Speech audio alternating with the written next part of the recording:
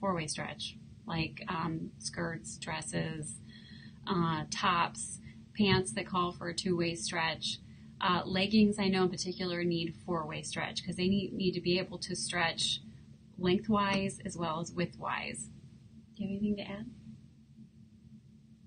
No? Okay. Any more questions for now?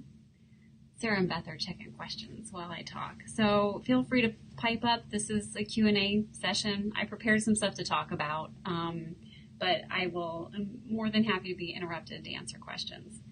So I thought that I would just do a little Fabric 101 and kind of go over what woven is versus knit, and just go over some of the questions that we seem to get on a regular basis. I mean, this is not going to be exhaustive or comprehensive, but I just want to, I guess, touch on the highlights. Oh, Brenda, thank you. She said congrats on exceeding 18,000. Oh, Brenda, thank you for your congrats on exceeding 18,000. We're well on our way to 20, so we're excited about that. All right, so let's talk about woven fabric for a minute, and just interrupt me if we get questions, and I'll stop and answer them. Okay, so woven fabric is, you've heard of the weft and the warp of fabric.